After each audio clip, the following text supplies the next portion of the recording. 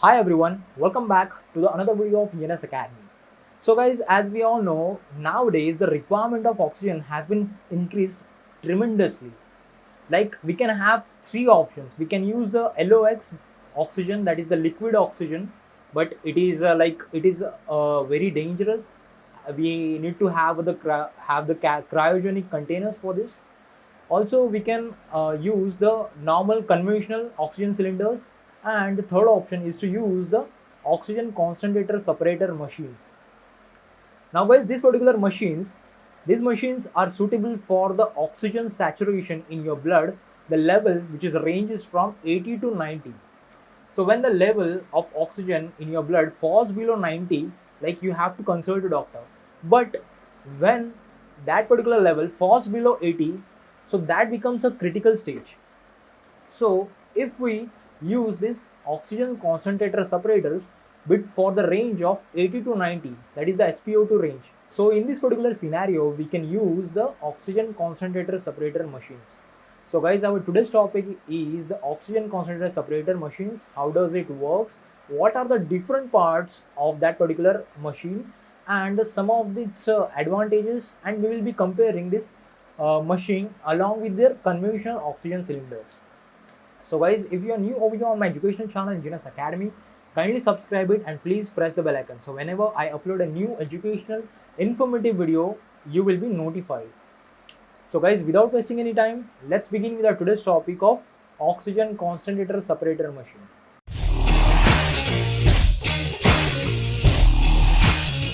So guys, initially the requirement of this oxygen concentrator machine was 40,000 numbers annually, but nowadays just because of the huge requirement, it increases from 40,000 annually to 40,000 monthly.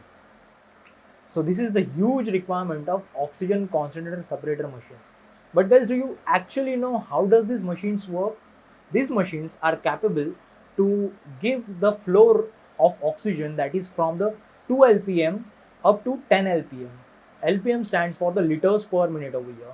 When your blood oxygen saturation falls between 80 to 90, in that particular scenario, we can use this oxygen concentrator machines at your home.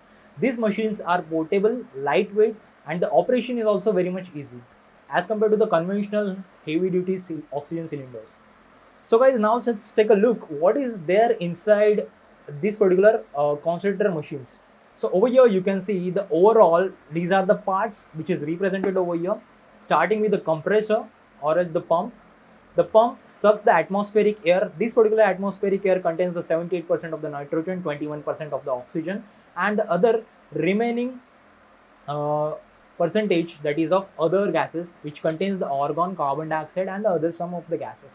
Now we have to filter the oxygen from the other gases. Over here, the main function of the compressor is to suck the atmospheric air, to compress that particular atmospheric air, and then that compressed air transferred to the heat exchanger. If the air is having the maximum temperature, then it is cooled down over here just because of the heat exchanger. Now we have got the surge tank over here, the compressed air which is now with the reduced temperature, now it is moved into this surge tank.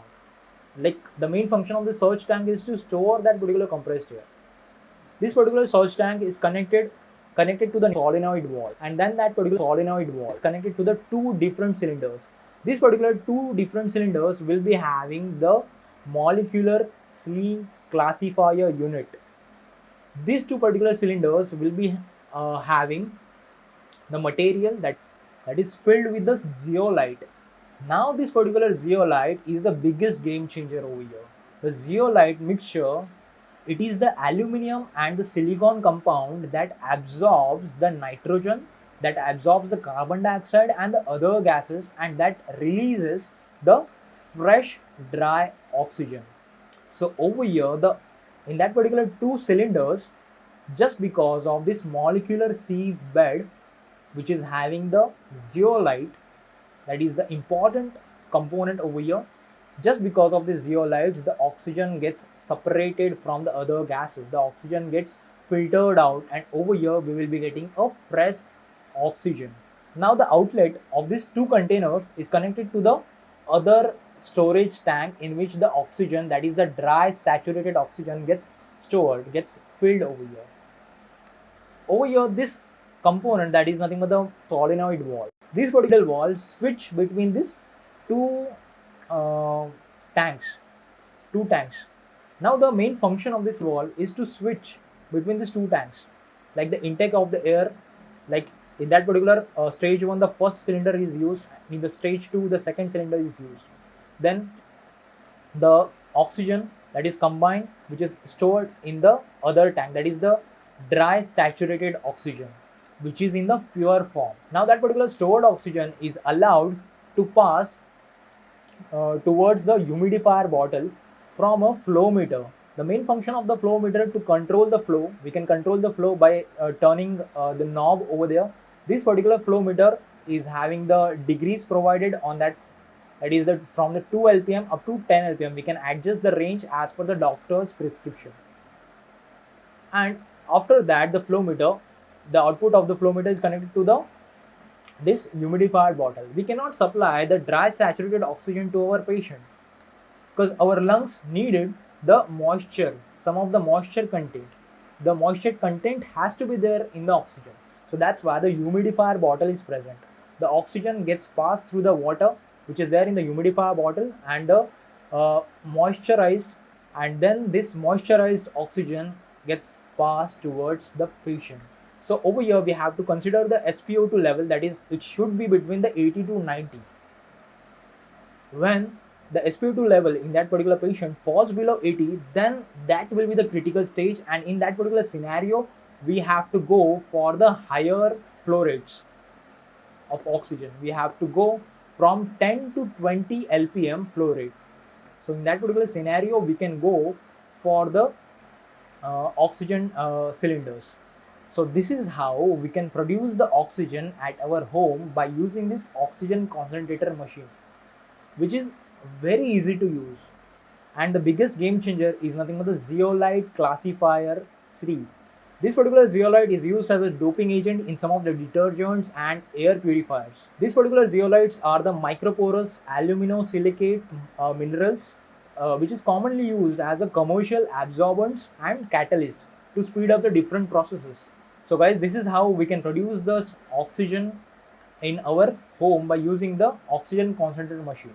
Over here the flow can be adjusted, that is from the intermittent flow and the continuous flow. There are the two types of the flow delivery options we will be getting in this oxygen concentrator machines. These machines are lightweight than the conventional oxygen cylinders and it is portable one. Oxygen cylinders will run out after after the usage, but over here this oxygen concentrator machine is capable to deliver the flow up to 10,000 hours continuously, but in some intervals between we have to change the water in the humidifier bottle. So this is suitable for the continuous operation. Also this concentrator machines are pretty much safe than that of the oxygen cylinders, because in oxygen cylinders there are chances of leakage of oxygen. So when the oxygen keeps on leaking, it will contaminate the area, so there might be a chance to catch the fire very much easily. So these oxygen concentrator machines are pretty much safe over here. So when you talk about the cost of this oxygen concentrator, the initial investment cost is very much on the higher side, that is the upfront cost is on a higher side, but after the usage your cost will get recovered, because over here this oxygen concentrator are useful for the continuous supply. We can use for more than 10,000 hours continuously. So when you use more, the upfront cost will be recovered very much easily than that of in a case of the oxygen cylinders. So guys, this particular oxygen concentrator can be an easy and the safest option when your oxygen saturation in your blood is between 80 to 90. In that particular scenario we can go for the oxygen concentrator. So guys, I hope you understood my today's video of the oxygen concentrators and how does it works. If you're having any kind of queries, any kind of doubts, you can comment below, and guys please do subscribe to my education channel Engineers Academy.